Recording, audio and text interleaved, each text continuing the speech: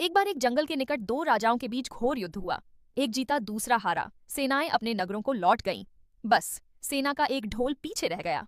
उस ढोल को बजा बजाकर सेना के साथ गए भाटवचारण रात को वीरता की कहानियां सुनाते थे। युद्ध के बाद एक दिन आंधी आई। आंधी के जोर में वह ढोल लुढ़कता पुढ़कता एक सूखे पेड़ के पास जाकर टिक गया। उस पेड़ की सूखी टहनियां ढोल से इस तरह से सट गई थीं कि तेज हवा चलते ही ढोल पर टकरा जाती थीं और ढमाढम ढमाढम की गुंजायमान आवाज होती। एक सियार उस क्षेत्र में घूमता था। उसने ढोल की आवाज सुनी। वह बड़ा भयभीत हुआ। ऐसी अजीब आवाज बोलते पहले उसने किसी जानवर को नहीं सुना था। वह सोचने लगा कि यह कैसा जानवर है जो ऐसी जोरदार बोली बोलता है ढमाढम। सियार छिप कर ढोल को देखता रहता, यह जानने के लिए कि यह जीव उड़ने वाला है या चार टांगों पर दौड़ने वाला। एक दिन सियार झाड़ी के पीछे छुप कर ढोल पर नजर रखे था। तभी पेड़ से नीचे उतरती हुई एक गिलहरी कूद कर ढोल पर उतरी। हल्की सी ढम की आवाज भी हुई। गिलहरी ढोल पर बैठी दाना कुतरती रही। सियार बड़बड़ाया, ओह, तो यह कोई हिंसक जीव नहीं है, मुझे भी डरना नहीं चाहिए। सियार फूंक फूंक कर कदम रखता ढोल के निकट गया। उसे सूंघा। ढोल का उसे न कहीं सिर नजर आया और न पैर। तभी हवा के झोंके से टहनियां ढोल से टकराईं।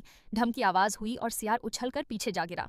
अब समझ आया। सियार उठने की कोशिश करता हुआ बोला, यह तो बाहर का खोल है, जीव इस खोल के अंदर है। आवाज बता रही है कि जो कोई जीव इस खोल के भीतर रहता है वह मोटा ताजा होना चाहिए, चर्बी से भरा शरीर, तभी ये ढमढम की जोरदार बोली बोलता है।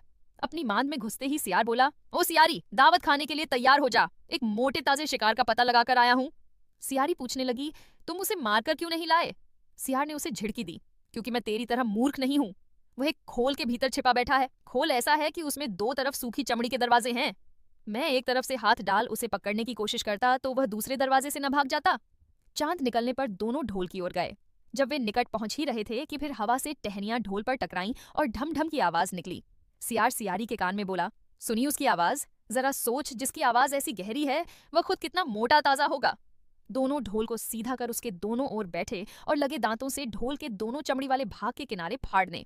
जैसे ही चमड़ियां कटने लगी, सियार बोला, होशियार रहना, एक साथ हाथ अंदर डाल, शिकार को दबोचना है। दोनों ने हूं की आवाज के साथ हाथ ढोल के भीतर डाले और अंदर टटोलने लगे। अंदर कुछ नहीं था। एक दूसरे के हाथ ही पकड़ में आए। दोनों चिल्लाए, हैं, यहाँ तो कुछ नहीं है, और वे माथा पीट कर रह गए। सीख, बड़ी बड़ी शेखी मारने वाले लोग भी ढोल की तरह ही अंदर से खोखले होते हैं।